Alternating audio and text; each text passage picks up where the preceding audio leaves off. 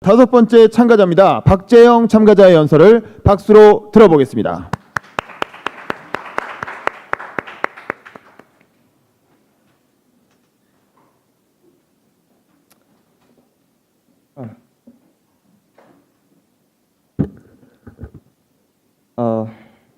안녕하십니까?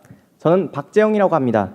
저는 대한민국 어디에서나 볼 수 있는 아주 평범한 고등학생입니다. 학생분들은 물론이고 여기 계신 참가자들 모두 이 나라에서 학교를 나온 누구나가 한 번쯤은 조별과제를 경험해 보았을 것입니다. 그 결과가 만족스러우셨습니까? 저도 아니었을 것입니다. 저도 경험을 통해 조별과제 잔혹사라는 표현을 비로소 이해할 수 있었습니다. 조별과제는 어떠한 곳에서도 그 온전한 역할로 모두가 만족하는 결과를 도출해내기가 매우 어렵습니다. 사실은 불가능에 가깝습니다. 2달 전 조별과제 조가 지정된 다음 날 1학년 8반 3조의 수행평가 단톡방이 만들어졌습니다. 앞으로의 계획이 짜여지고 역할 분담이 이루어졌으며 잠시 동안은 모든 것이 그럴듯하게 돌아갔습니다. 도서관으로 가자. 카페에 모여 이야기를 나눠볼까? 끝나고 무엇을 할지도 정해보자. 어느샌가 이야기의 주제는 새로 생긴 카페와 그 옆에 영화관에 의해 대체되어 있습니다. 신작 영화에 대한 온갖 비평과 추천이 메신저를 채우고 일주일간 이 풍경은 지속됩니다.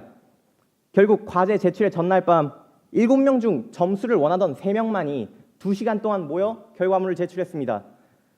그리고 7명은 그 결과에 대한 보상을 동등하게 보상받습니다. 모두는 분명 조별과제를 목표로 모였습니다.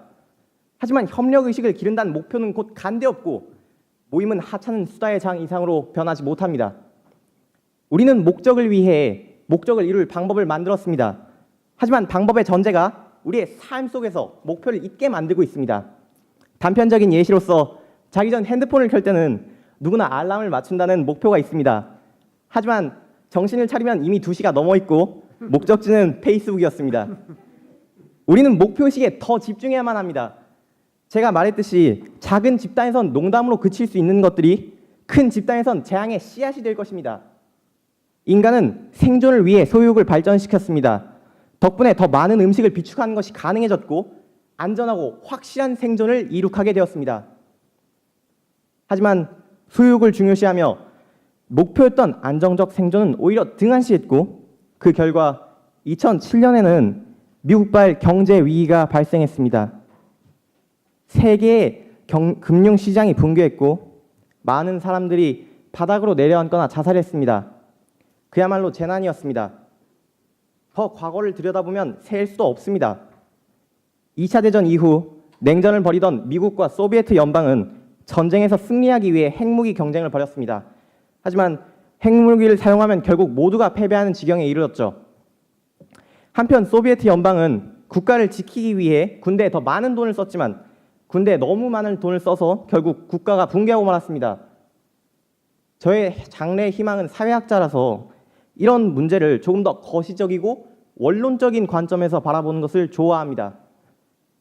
저는 목적의식에 대한 관점에서 인류의 삶을 살펴봤고 인류의 목적은 생존과 번영으로 그 방법은 본능이라고 결정지었습니다. 우리는 종의 번영을 위해 본능을 선택했지만 본능에 집중한 나머지 원래 목표는 잊혀져 단순한 절도와 사기에서 성범죄에 이르도록 범죄와 혼란에 시달려 종의 번영에서 멀어지고 있습니다. 우리가 꿈꾸는 사회를 건설하기 위해서는 그 도구에 불과한 본능을 과감히 버려야만 할 것입니다. 적어도 조절은 필요하다고 봅니다. 과분한 짐을 지고 달리기 경주를 한 것이 불리하다는 것은 쉽게 알 수 있는 사실입니다. 현명한 경주를 합시다. 저는 시험을 잘 보기 위해 긴장했었습니다. 긴장이 지나쳐 오히려 시험에 지장이 되었지만 시험을 잘 보자는 목적을 명확하게 상기하자 저는 시험을 성공적으로 치를 수 있었습니다. 길을 잃었을 때 가장 높은 목표부터 살펴보십시오. 그것을 성취하기 위해 내가 활용해온 것들을 살피고 그것들을 활용하기 위해 내가 행동했던 것들을 살피십시오. 가장 높은 목표부터 살피면 우리는 반드시 답을 찾을 수 있습니다. 감사합니다.